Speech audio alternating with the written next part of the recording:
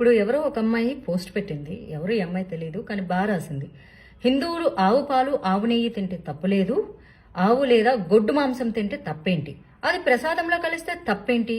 కొందరు ప్రముఖ బుద్ధిస్ట్ వాదులు, అంటే అసలు బొమ్మ వేరే అనుకోండి, బొమ్మ అది పెట్టుకుంటారనమాట సోషల్ మీడియాలో.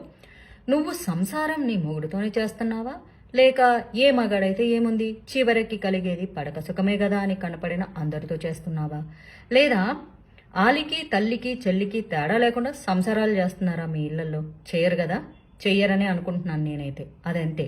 బీఫ్ చాలా మంది హిందువులు తింటారు, కానీ అది ప్రసాదంలో మాత్రం కాదు. బాగా రాసింది ఈ అమ్మాయి, నాకు నచ్చింది. నిజమే కదా. ఇప్పుడు నాన్ వెజ్ మనం తింటాము, ముక్కలు తిన్నాం కదా అని బొక్కలు మెల్లో వేసుకొని ఎవ్వడు తిరగడు. పండగలు ప్రసాదాలు వస్తే నాన్ వెజ్ తినేటోళ్ళు కూడా ఆ నాన్ వెజ్ మానేసేసి ప్రసాదాలు చాలా పవిత్రంగా స్వీకరిస్తూ ఆ రోజు అంతా వెజిటేరియన్ తింటూ చాలా పవిత్రంగా ఉంటారు. ప్రతిదానికి ఒక పద్ధతులు సాంప్రదాయాలు అన్నీ ఉంటాయి. అంతే. పెళ్లి చేసుకున్నాం కదా మొగుడు పెళ్ళాలని రోడ్డు మీద సంసారాలు చెయ్యరు కదా. ఇది కూడా అంతే. ప్రసాదం ప్రసాదమే. నువ్వు వండుకొని నువ్వు తింటే అది అన్నం, భగవంతుడికి సమర్పిస్తే ప్రసాదం. రెండింటికి తేడా ఉంటుంది. అర్థమవుతుందా మీకు?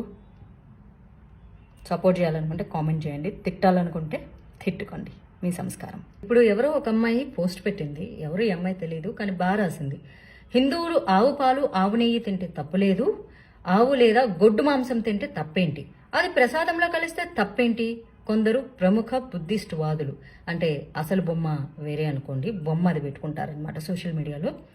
నువ్వు సంసారం నీ మొగుడుతోనే చేస్తున్నావా, లేక ఏ మగాడైతే ఏముంది, చివరికి కలిగేది పడక సుఖమే కదా అని కనపడిన అందరితో చేస్తున్నావా, లేదా ఆలికి తల్లికి చెల్లికి తేడా లేకుండా సంసారాలు చేస్తున్నారా మీ ఇళ్లలో? చేయరు కదా, చెయ్యరనే అనుకుంటున్నాను నేనైతే. అదంతే.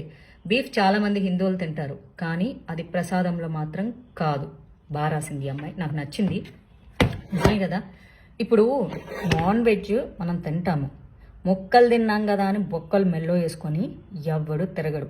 పండగలు ప్రసాదాలు వస్తే నాన్ వెజ్ తినేటోళ్ళు కూడా ఆ నాన్ వెజ్ మానేసేసి ప్రసాదాలు చాలా పవిత్రంగా స్వీకరిస్తూ ఆ రోజు అంతా వెజిటేరియన్ తింటూ చాలా పవిత్రంగా ఉంటారు.